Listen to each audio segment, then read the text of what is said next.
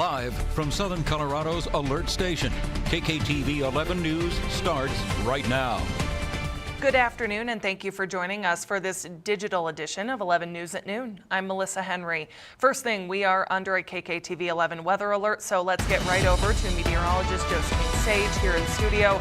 I understand fire danger is back today. Pretty Yes, big concern. red flag warnings, gusty winds, warm temps, all the ingredients are there. Gotcha. Okay, so no burning. No burning, and that's exactly why we're under that KKTV 11 weather alert. So because of this wind, I want to take us right out there to why we're under this. Yes, windy skies, red flag warnings like we just mentioned. Those wind gusts could get up to 35 miles an hour throughout this afternoon. Very low relative humidity. 35 miles an hour is not that gusty for those of us here in southern Colorado, but that paired with our low humidity down in those single digits is why we're seeing these red flag warnings that have just become active at our noon hour, continuing to stay active through 9 p.m. 9 p.m. is actually fairly late for red flag warnings to continue to stay active, and that just shows how gusty and how dry it's going to be out there today.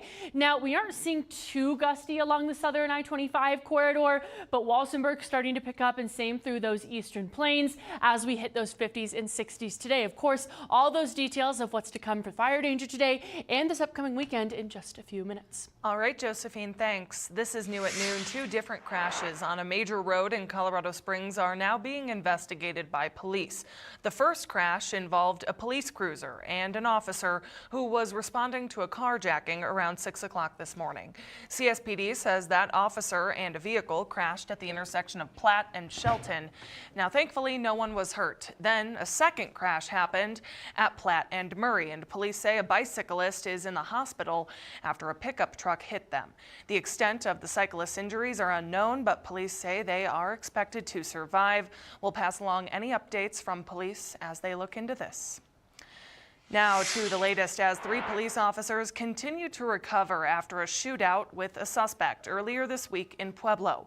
Pueblo leaders blamed what they call soft on crime policies for Tuesday night's shooting, which left 3 officers in the hospital and the suspect dead. Now, Colorado lawmakers are responding.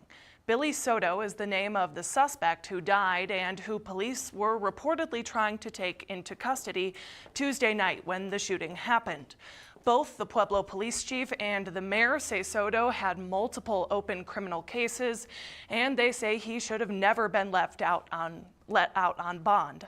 One state representative, a Republican from El Paso County, says more needs to be done to keep repeat offenders off the streets, but says that's easier said than done. Unfortunately, because of the ideology differences in House Judiciary, we can't even get these tough on crime bills to the main House floor. Now, Senator Nick Hinrichsen, a Democrat who represents Pueblo at the state capitol, calls the mayor and police chief's comments, quote, appalling. He says there has been bipartisan work to keep Coloradans safe. I've seen legislation that stalls out, that seeks to add more penalties to crime. I've seen legislation that seeks to be stricter on crime pass. Both lawmakers say the injured officers are in their thoughts, and at last update, police say those officers have a long road of recovery ahead. Now looking ahead, the city says they're closing part of northbound Tejon for their revitalization project. The road will be closed between Colorado Avenue and Pikes Peak Avenue. Now you can see the area of that detour highlighted on your screen. The city says the closure will run from Monday through late June. Temporary pedestrian walkways will be made and businesses will still be open in the area. Now looking ahead, Colorado Springs City Council Election Day is approaching fast, and you have until April 1st to fill out and return your ballot. Today we're diving into District 6. That's this yellow highlighted portion of the city's map. This is northeast Colorado Springs from Highway 94 on the south end all the way up to Woodman in this area on both sides of Mark Scheffel. This is your district if you live in this area, and there are 3 candidates running in District 6. Aaron Schick has a background in financial planning. Roland Rainey has a background as a defense contractor and small business owner. And Parth Malpacum has a background in engineering, and he's currently the president of District 11's school board. Tune in for 11 News Digital Edition today at 4 when our Adam Atchison will be breaking down the candidates. And actually, I do want to correct that. We will be on air at 4 o'clock today from 4 to 4:30, and he'll be breaking down the priorities that those candidates have for the city. And if you want to read up on all the candidates across all the districts, we have more on KKTV.com. Just click on Find It. Now, every Thursday, we are aiming to showcase the good people in our community, stepping up, going above and beyond. That's where you come in. You can nominate a do-gooder that you know of. It doesn't have to be a single person. It could be a group. To nominate someone, head over to our website, kktv.com, and search Blue It Forward, brought to you by Blue Federal Credit Union. Now on to this. Our new lifestyle show is heading up to Denver to check out the unique museum exhibit highlighting the 90s. Our host Ryan is visiting the 90s, the last decade before the future. That's an exhibit located at 1200 Broadway. The exhibit includes a piece of the Berlin Wall and signature outfits from era-defining music superstars like Snoop Dogg, Eminem. Excuse me, I need to take a break here. If we could go to break, is that possible, producers?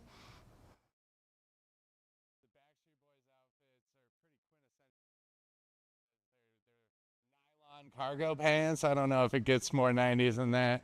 And then from a history perspective, I'm a historian, so having Bill Clinton's saxophone is one of those objects where you're like, wow, we have that, in our possession.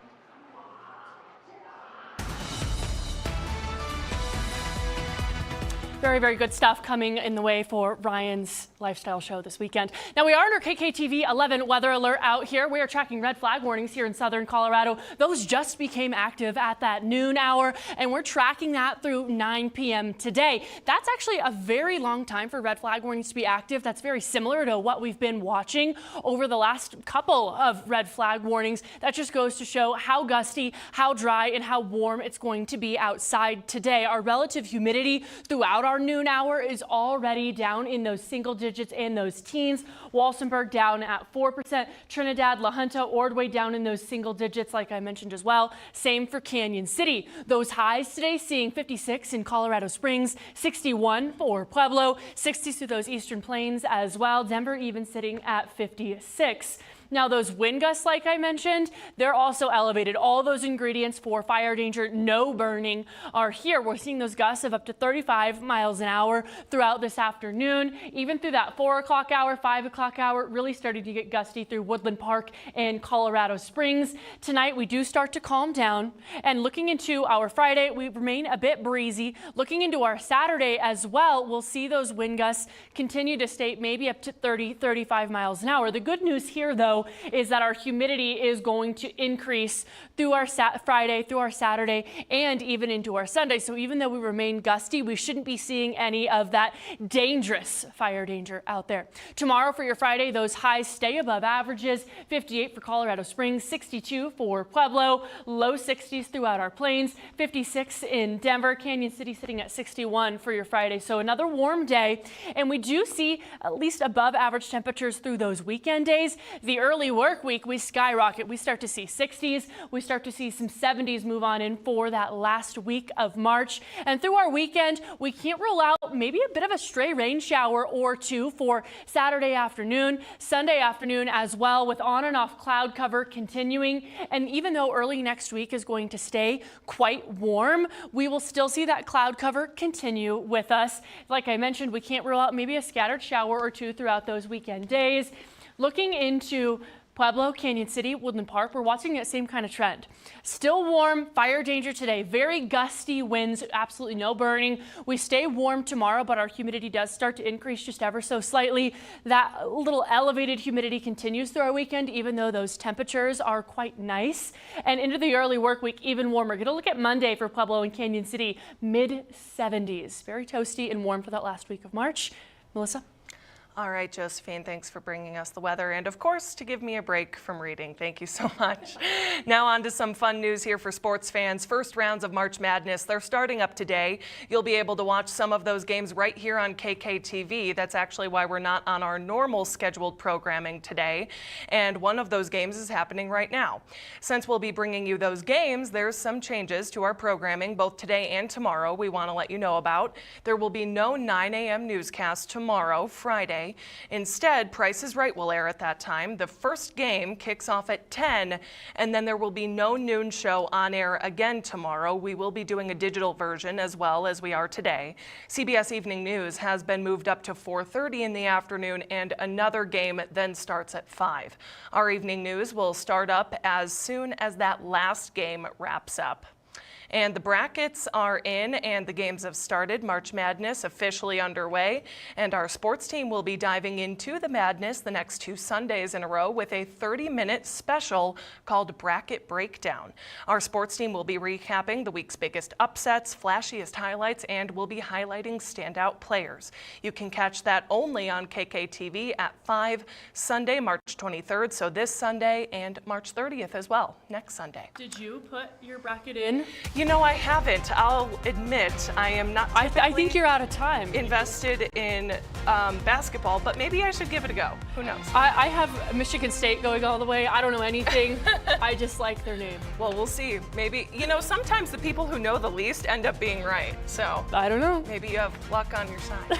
Thanks for joining us. We'll see you back here at 4.